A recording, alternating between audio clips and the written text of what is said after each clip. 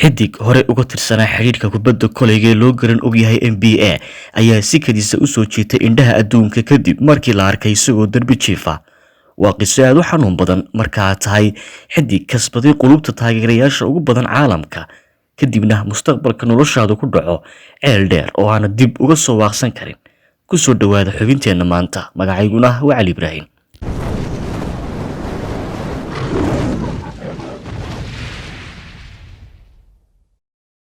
26 bishii July 1983 ayuu ku dhashay magaalada Washington. yaraantiisii waxa uu ahaa shakhsi firfircoon oo hibo leh. waxa uu aad u jeclaa ciyaarista basketballka, wuxuuna ku riyoon jiray inuu mar u noqdo xidig ka ciyaara NBA-da Mareykanka. waxa uu geed dheer iyo geed gaabanba u fuulay kamid ahaanshaha xidigaha da'da yar ee NBA-da.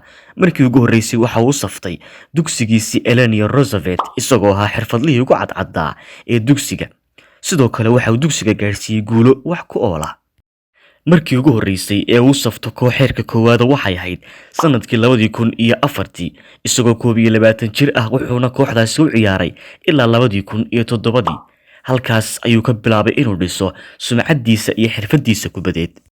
waayihiisii sporti wuxuu u ciyaaray ku dhawaad 10 kooxood oo waaweyn oo ka kala dhisan dalalka Mareykanka, Shiinaha, Venezuela iyo dowladda Japan.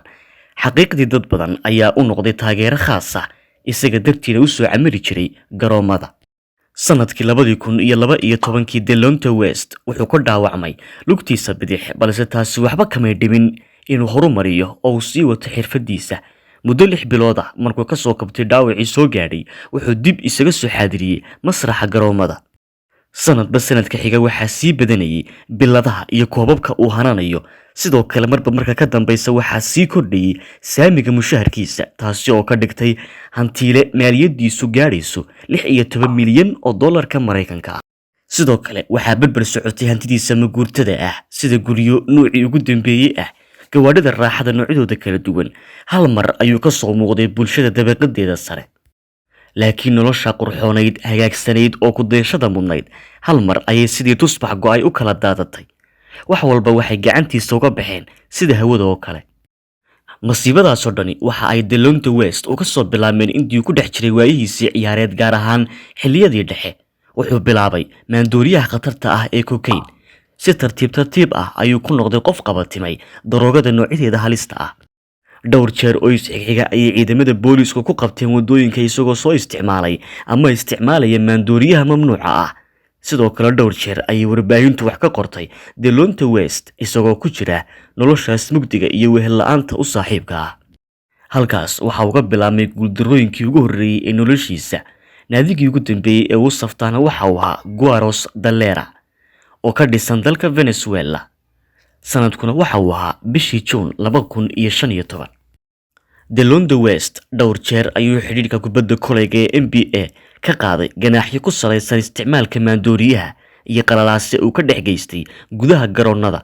sidoo kale waxa uu geystay shilal iyo waxyeelaynta dad ay isla isticmaalayeen maandooriyaha. gabagabadii waxa ku filan waayay dakhliga mushahareed ee sida bilaha ah u soo gelayay. waxa uu baabiyey oo burburiyay dhammaan kayd wixii uu haystay oo idil. wuxuu iibiyey dhammaan hantidiisii maguurtada ahayd. waxaa si dhib yar uga farabaxay sharaf intii u harsanayd. xaalku waa duulaan ay u weheliso sharaf darro, una sii dheer tahay derbi jiifnimo cid iyo ciirsatoona lahayn. kooxda Guaras-Dalera kadib waxa uu waayay koox kale oo heshiis la saxeexata si uu mar kale dib ugu soo laabto masraxyada kubadda koleyga. waxa uu noqday ciyaaryahan aanay jirin koox u baahan xirfadiisa. waxa uu noqday qof keligii nool oo aan haysan lacag uu ku maareeyo baahiyada kala duwan ee noloshiisa. wax walba oo uu lahaa waxa baabiisay daroogada oo ka dhigtay qof aan waxba ahayn. isticmaalka maandooriyuhu ma baabiin dhaqaalihiisii oo qura, ee waxay baabiisay dabeecadii iyo dhaqamadii wanaagsanaa ee uu lahaa. waxa uu bilaabay inuu isla sheekaysto, ugu dambeynna waxaa ku dhacay xanuunada dhimirka. hadda waxa uu ku nool yahay wadooyinka magaalada Washington isagoo derbi jiif ah. waxaabuu ku doodayaa inuu yahay horgaamiyaha ugu sarreeya ee ay leeyihiin kooxaha ku faloogoobay maandooriyaha ama budhcadda ka ganacsata daroogadu.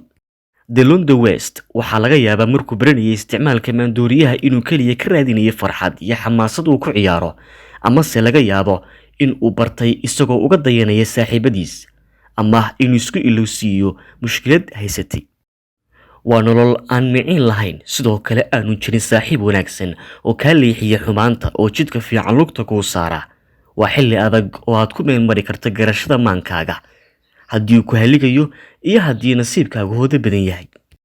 waxaan rajaynayaa warbixintan inay wax uun kugu soo kordhisay ama macluumaad ah ama wacyigelin ah, ama kuu bidhaamiso kurtusaale qaadashada waayaha cakiran ee nolosha. sidoo kale waxaan rajaynayaa inay ku xiiso gelisay warbixintan. daawade, waxaan kaa codsanayaa inaad subscribe, like iyo share nagu caawiso, sababtoo ah waxay noo tahay dhiirigelin. daawade, intaan warbixin kale oo xiiso leh ku kulmi doono, waxaan idinku dhaafayaa sharafi korkiina ha ahaato.